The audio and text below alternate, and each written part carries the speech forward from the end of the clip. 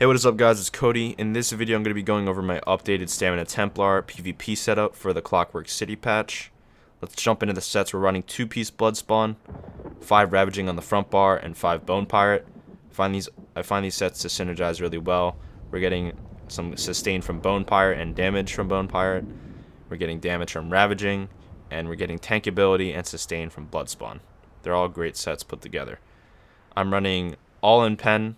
And with this type of build, if you have Ravaging weapons and Ravaging armor, this is a 5 heavy build. We are still running 5 heavy for Stamina Templar. We have to run 5 heavy 2 medium. So you have to make sure you have Blood Spawn heavy head and heavy shoulders, which is a downside of the build. So if you can't get heavy of these 2 pieces, then you're not going to be able to run 5 heavy, since our other heavy pieces are boots, legs, and chest. So what you can do is you can try to get a Bone Pirate weapon. So if you get a Bone Pirate weapon, you can wear another Ravaging piece, and you can wear 1 medium Blood Spawn somewhere. But we're wearing 2 Bone Pirate, which is a medium set, so that's why you have to have 2 heavy. So I'm just putting that out there. 5 heavy, 2 medium, all impen, all stamina glyphs, 2 weapon damage, 1 reduced cost. Running a Nirnhone Ravaging axe and an infused Ravaging dagger. I like an axe and a dagger. 2 axes work as well, because the dagger gives a lot of crit, and I think this is a good critical rating. It's kind of annoying how we have that 0.7, but what can we do, you know? So right now my glyphs are an infused weapon damage glyph and a crushing enchantment. This is honestly personal preference. Like, I think you're better off with a befouled. I'm not really sure about this crushing. I was testing it last night. But if you do wear 1 infused weapon, both glyphs are infused. It's really weird. I don't know how that works, but that's how it works.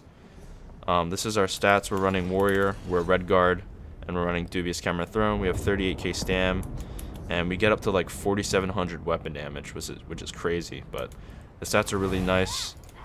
Fully buffed up, 4726 weapon damage, and yeah, really strong. Rending Slashes, Biting Jabs, Binding Javelin, Power of the Light, Resolving Vigor, and Dawnbreaker Smiting. And on the back bar, running Channeled Focus instead of Restoring Focus. This is going to give us our Magicka Sustain, which is essential because the way we're getting out of snares is Purify. So this is going to give us 120 Magicka every half a second. So it's like about 480 Magicka recovery. We're running Repentance, Rearming Trap, Extended Ritual, Rally, and Remembrance. This is going to be our oh shit moment. You channel it for 4 seconds, you pretty much will not die. Pop a Vigor, drop your channeled Remembrance, and then you'll get Major Protection for 10 seconds, which is amazing. Really, really strong skill. But make sure you're just always dropping this channel focus down, because you want to maintain your Major Resolve, Major Ward, and also have that credible Magicka Sustain coming in, so you can drop Purifies whenever to get rid of those negative effects and to get out of snares. Now, Purify doesn't always work like you want it to. For instance, if you're really outnumbered, guys, you're getting zerged down, you're most likely going to die anyways, but it's going to be very difficult for you to get away, since there will be multiple debuffs on you, to the point where dropping an Extended Ritual once will not get rid of that snare or immobilization. What I usually do is I'll roll dodge just to get the root out first to knock off a debuff. But we have really high Magicka recovery, so you'll notice that dropping Extended Rituals is not hard to do at all whatsoever. So let me know what you guys think. So far it's been working for me, so I think it's nice. We don't have to sacrifice much, and we're still very tanky. If you guys are wondering what the rotation is, it usually looks like Light Attack, Rending Slashes, Light Attack, Power of the Light, and then you'll channel your jabs, and then you'll drop a Dawnbreaker before the Power of Light goes off, and that's maximum burst. That's what it would look like if you had no one attacking you. And then of course, like when you're in line of sight, when you're in towers, drop the trap down. It really helps you lock in an opponent. But don't be like putting a trap in open field, like when you don't need to. You can, but you don't really have time for that. Put it around line of sights, put it around tower corners, you know what I'm saying? But what you'll usually see is you'll Light Attack, Rending Slash. You will have to pop a Vigor first, and then you can go into your thing. I don't suggest going into jabs without having your defensive buffs up, guys. I know there's a lot of tunnel visioning on this class, since a lot of things are channeled and built up. But make sure to always keep your vigors rolling. Just pop it real quick, and yeah. But the point is to channel as much damage in before the power light explodes. And this is why I feel like the Templar class is just super good in group. It's okay in solo situations. I think a two-handed Templars may do better since Dizzy Swing is more bursty.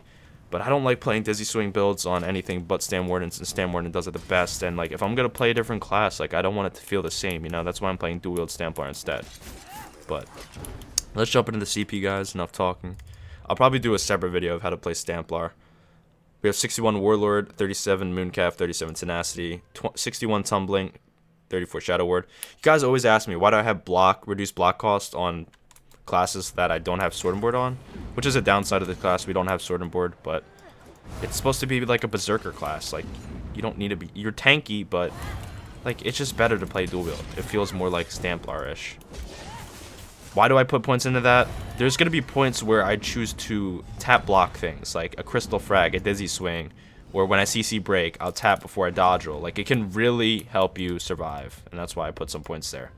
43 Blessed, I've been doing that on all my stamina builds. It's really freaking good. We have so much CP, you don't lose much damage elsewhere. 40 into Mastered Arms. This is only going to buff our Javelin, our Burning Light, which is procced by Age Spear abilities. This does increase Dawnbreaker by a lot, and that is why I have points in there.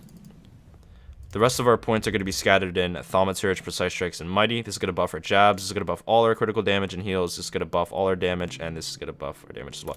Actually, I'm thinking about... I think this may be better. 56 Ironclad, 43 Resistant, 32 Hardy, 32 Elemental Defender, and 56 Sixskin. I might change this too. I was experimenting with this. I did put 6% into it. I find that healing debuffs are what kill me the most.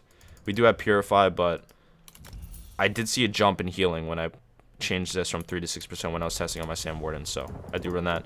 And don't forget, guys, movable stamina speed pots are still the best. They're going to give you the mobility.